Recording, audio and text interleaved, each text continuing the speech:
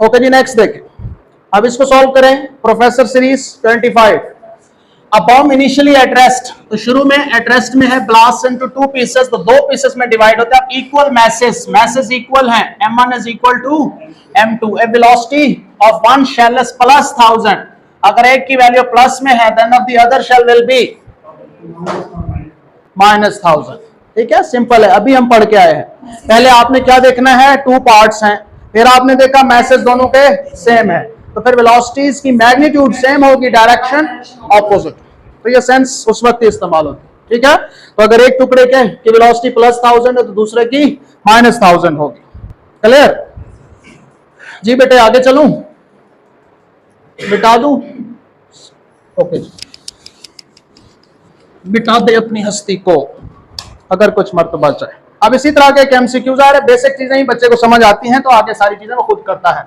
अब bomb initially at rest, फिर से इनिशियल मोमेंटम उसका 0 है, ब्लास्ट इनटू टू पीसेस, दो पीसेस में तकसीम होता है, मैसेज 1 kg एंड 2 kg। अब मैंने मैसेज चेंज कर दिए हैं respectively. Velocity of one shell is इतने, अगर एक शेल मतलब एक शेल पहले वाला, ठीक है, रेस्पेक्टिवली होता है, ये खुद समझना होता है।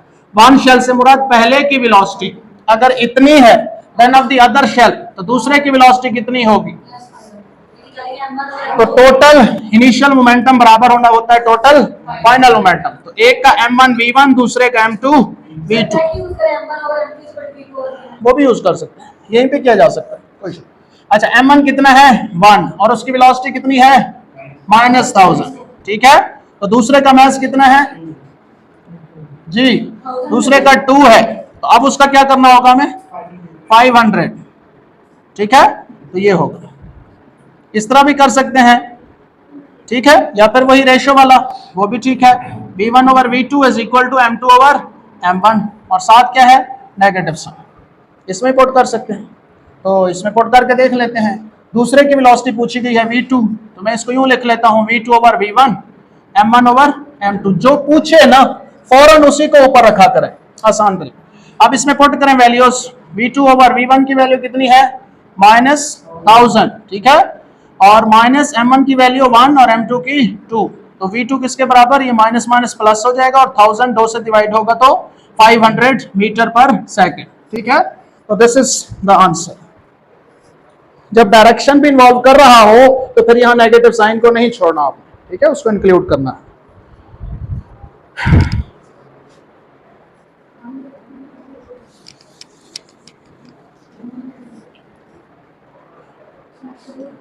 जी बेटा, इरेज कर दूं?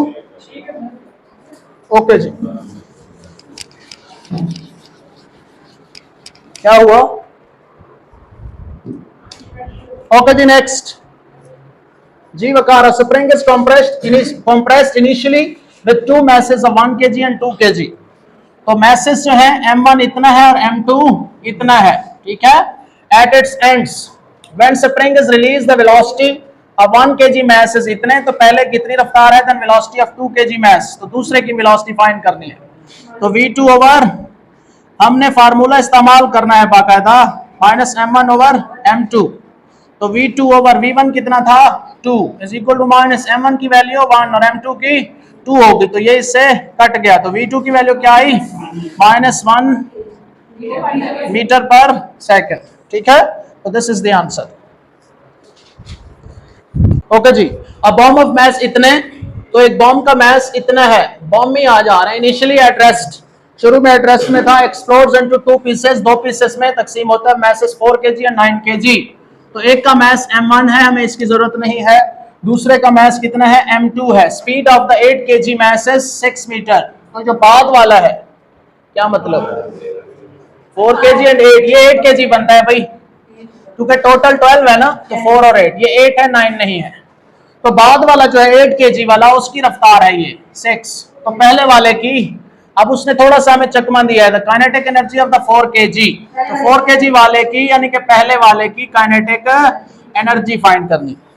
तो पहले आप law of conservation of momentum लगा के उसकी वेलोसिटी निकाल लें, फिर आप करें, शाबाश, करें करें करें। तो हमें किसकी निकालनी है, v1 निकालना है, ठीक है। तो पहले v1 निकाल लें इसका, तो v1 ओवर v2 बराबर है m2 ओवर m1। जहां पे नेगेटिव साइन ना आ रहा हो तो फिर नेगेटिव साइन लिखने की जरूरत नहीं है। तो v1 ओवर 2, दूसरे की वेलोसिटी कितनी थी 6, m2 कितना है 8 और m1 कितना है 4। ठीक है, तो v1 किसके बराबर आएगा 48/4, 4 चौक 48। तो ये तो आगे वेलोसिटी। अब आप उसी पार्ट की काइनेटिक एनर्जी फाइंड करेंगे, तो half mv1 square is equal to half, उसका मास कितना था m1 कितना है 4 किलोग्राम और v1 कितना है 12 ज़रब 12।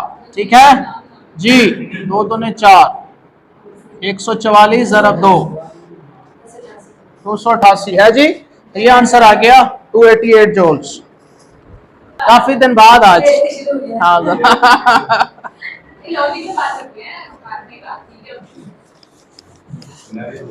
अच्छा जी, नेक्स्ट जी, the momentum of the system is conserved शाहान in the absence of external force. ठीक है, only in the absence of, सब एक ही शर्त है एक्सटर्नल फोर्स ना हो, बाकी हर जगह मोमेंटम कंजर्व है। ठीक है, तो ये जहन में रखिएगा, in the absence of external force. अच्छा जी, अब करें ये सवाल। अब बुलेट ऑफ मास m, एक बुलेट है उसका मास इतना है, moving with speed v strikes a wooden block of mass इतने and gets embedded into the block, the final speed.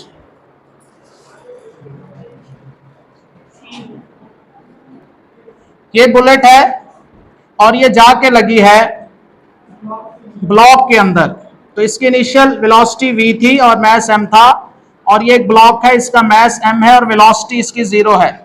तो ये इनिशियल कंडीशन है। कुछ देर के बाद ये बुलेट उस डब्बे के अंदर मौजूद है और ये डब्बे को साथ लेके चल पड़ी, v1 प्राइम भी v2 प्राइम भी वही है। ठीक है, जिसको कॉमन वेलोसिटी भी कहते हैं, तो वो हमने फाइंड करना है। ठीक है, तो ये दरअसल प्योरली एनिलास्टिक कुलयन है जिसमें बॉडी एम्बेडेड हो जाए। अभी हम पढ़ेंगे कुलयन की टाइप्स हैं, उनमें से ये एक टाइप है, बॉडी जब दूसरे के साथ स्टिक हो जाए तो फिर वो एनिलास्टिक कुलयन। अच्छा, अब पहले की वेलोसिटी v1, दूसरे की v2, बाद में इसकी वेलोसिटी गोली की v1 प्राइम और इस डब्बे की v2 प्राइम, लेकिन ये चूंकि उसके अंदर है और ये दोनों इकट्ठे जा रहे हैं, यहाँ से v1 प्राइम बराबर है v2 प्राइम और उसको vcm या कॉमन वेलोसिटी भी कह सकते हैं। ठीक है, vc कह दें कॉमन वेलोसिटी। अच्छा जी, अब law of conservation of momentum लगाएं, क्या होता है टोटल इनिशियल मोमेंटम बराबर है टोटल फाइनल मोमेंटम। इसका मोमेंटम mv प्लस इसका 0, क्योंकि ये क्या था, हाँ एट रेस्ट में था। ठीक है, इज इक्वल टू, अब ये दोनों इकट्ठे चले गए तो m v1 prime plus m v2 prime. ठीक है, अच्छा अब इसमें क्या करना है आपने, m प्लस m और v1 प्राइम और v2 प्राइम दोनों सेम है, तो ये देखें m v common plus m v common. ठीक है, तो v कॉमन यहाँ आ जाएगी और शुरू में क्या था mv, तो हमें v कॉमन वेलोसिटी निकालनी है, तो वो होगी m ओवर, इस सारे को उधर बट्टे में ले आए, m plus m into v के। ठीक है, दिस इज द आंसर। ये है, देखें बच्चों, a shell of mass m, एक शेल है उसका मास m है, moving with velocity v suddenly explodes into 2 pieces, 2 pieces में डिवाइड होता है, 1 पार्ट मास दिस, तो ये m1 है, रिमेन स्टेशनरी और वो एट रेस्ट में रहता है। ठीक है, v1 प्राइम 0 है, the velocity of the other part will be, तो ये फटने के बाद की वेलोसिटियां हैं v1 प्राइम और v2 प्राइम। ठीक है, तो क्या होता है, इनिशियल मोमेंटम बराबर है फाइनल, तो शुरू में एट रेस्ट में था, नहीं, a shell of mass moving with velocity v, तो ये mv आ जाएगा। शुरू का मोमेंटम इतना था, बाद का मोमेंटम भी इतना होना चाहिए। अभी होना चाहिए m1 v1 prime plus m2 v2 prime.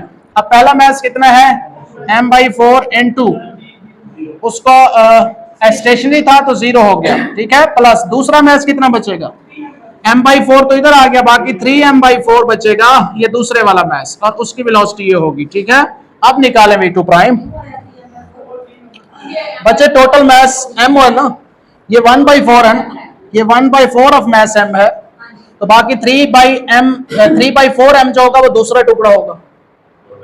ठीक है, हाँ जी, अब यहां से फाइंड करें, तो ये तो हो गया खत्म, बाकी 4 मास इससे कट जाएगा, बाकी क्या आ गया, हाँ जी 4v बाय ये बटे में आ जाएगा, तो this is equal to v2 prime. Okay,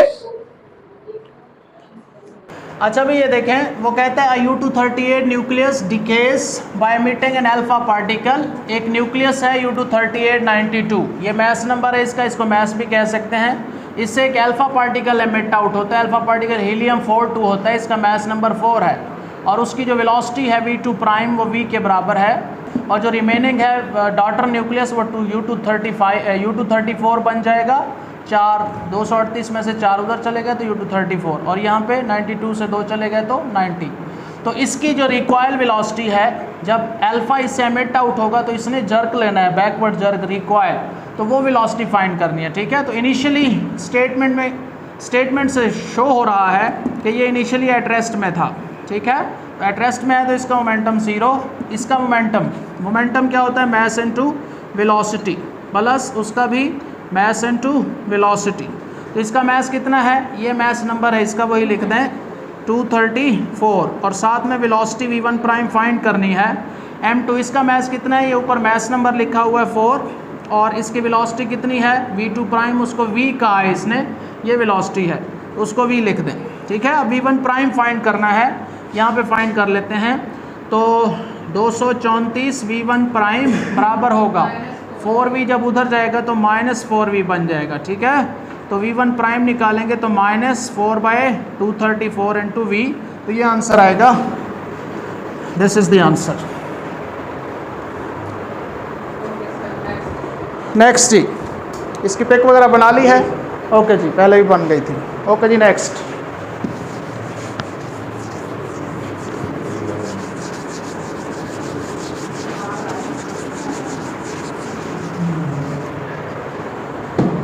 next जी, एन ऑब्जेक्ट एट रेस्ट। जी, एक ऑब्जेक्ट है वो शुरू में एट रेस्ट में है, तो इनिशियल मोमेंटम उसका 0 है। In space suddenly explodes into 3 parts. अब 3 पार्ट्स हैं ऑफ सेम मैस, तीनों के मैसेज सेम है। ठीक है, ये ज़हन में रखें कि मैसेज तीनों के सेम है। The momentum of the 2 parts are, तो 2 पार्ट्स का मोमेंटम ये है P1 और P2। The momentum of the third part, तो थर्ड पार्ट का मोमेंटम फाइंड करना है। जी सोचें। अच्छा जी देखें, ये है इनिशियली ऑब्जेक्ट एट रेस्ट में था, ये ऐसे था, तो इनिशियल मोमेंटम उसका 0 है। जब ये ब्लास्ट हुआ 3 पार्ट्स में, तो 2 पार्ट जो है एक्स एक्सिस और वाई एक्सिस की तरफ गए, ये I है ये J है। ठीक है, तो एक पार्ट फॉर एग्जांपल इसके बाद गया है इधर एक्स एक्सिस की तरफ, और एक पार्ट किधर गया है वाई एक्सिस की तरफ। तो एक पार्ट के एक्स एक्सिस की तरफ, ये Z नहीं बनाना, एक पार्ट के एक्स एक्सिस की तरफ ये जा रहा है एक पार्ट, ठीक है, जिसकी वैल्यू 2pi है, और दूसरा पार्ट जो है वो गया है y की तरफ, और उसकी वैल्यू कितनी है pj, उसका मोमेंटम pj है। ठीक है, इस डायरेक्शन में इसका मोमेंटम ये है। ठीक है, अब तीसरा पार्ट किधर जाएगा भाई, याद, रिजल्टेंट के ऑपोजिट जाएगा, z की तरफ नहीं, सेम प्लेन में, वेक्टर्स में भी डिस्कस किया था। तो एक इधर गया एक इधर गया, तो तीसरा जो होगा इसके ऑपोजिट, बाहर की तरफ नहीं, z की तरफ नहीं, इन दोनों के दरमियान में रिजल्टेंट इस तरफ जाएगा। ठीक है, चूंकि इन दोनों का जो रिजल्टेंट बनता है वो इस तरफ बनता है, उसके ऑपोजिट डायरेक्शन में, टू कंजर्व द मोमेंटम। ठीक है, और ये किस तरफ बनेगा ये रिजल्टेंट, ये वही होगा, उसी का रिवर्स होगा जो इधर बनता है। ठीक है, तो ये किधर बनेगा, ये इसके और इसके दरमियान एंगल 90 है, लिहाजा ये जो रिजल्टेंट होगा, जिसको ये जो रिजल्टेंट होगा, ठीक है, उसी का ये ऑपोजिट है जिसको आप P3 कह रहे हैं। ठीक है, तो इसकी वैल्यू या इसकी वैल्यू सेम है, और ये किसके बराबर होगी, चूंकि ये दोनों रेक्टेंगुलर कंपोनेंट्स हैं, लिहाजा इनकी मैग्नीट्यूड का स्क्वायर लेंगे, तो 2p का स्क्वायर प्लस इधर 1p है तो 1p का स्क्वायर, स्क्वायर रूट कितना आएगा 4p square plus p square का स्क्वायर रूट, तो ये आएगा 5p स्क्वायर स्क्वायर रूट, तो ये आएगा 5 स्क्वायर रूट इंटू p। जी, p इंटू 5 स्क्वायर रूट, तो this is the answer and it is second. अच्छा जी, नेक्स्ट देखें, बॉम्ब ऑफ मैस इतने explodes in air into 2 pieces of masses इतने एंड इतने, तो ये है m1 और ये है m2। द smaller mass goes at speed of 80 metre per second. Smaller कौन सा है, ये वाला स्मॉलर है, तो v2 दिया हुआ ये। ठीक है, द टोटल एनर्जी, अब उसने फिर से हमें एनर्जी, टोटल एनर्जी का मतलब टोटल काइनेटिक एनर्जी बता। अच्छा, V2 है, हमने V1 फाइंड करना है, V1 over V2 is equal to M2 over M1। तो V1 किसके बराबर है, P2 था 80 इज इक्वल टू M2 कितना है भाई, M2 1 था और M1 2 था, तो ये से कट के 40, तो ये उधर चला जाएगा, तो 40 मीटर पर सेकंड, ये हो गया। अब हमारे पास दोनों वेलोसिटीज हैं, तो दोनों पार्ट की नेट काइनेटिक एनर्जी निकल आएगी। Kinetic energy of first part plus kinetic energy of second part, तो दोनों में हाफ होता है, हाफ कॉमन ले लेता हूं, m1v1 square plus m2v2 square, ठीक है, हाफ। m1 कितना था 2 kg और v1 कितना था, v1 है 40, तो 40 इंटू 40 कर देता हूं जो कि स्क्वायर है, प्लस m2 कितना था 1 kg और उसकी स्पीड थी 80, तो 80 इंटू 80 कर देता हूं, ठीक है, दिस इज, तो हाफ इंटू ये 0 0 4 चौक 16 16 32 प्लस 0 0 64, ठीक है, तो ये आ गया, तो ये 1/2 इंटू कितना आया 0 6 9 और ये कट के कितना आ जाएगा 4800 जॉल, और इसको आप लिख सकते हैं 4.8 किलो जॉल्स, ठीक है, तो 4.8 किलो जॉल इज द आंसर। शाबाश, वेरी गुड, नमाज पढ़ लें।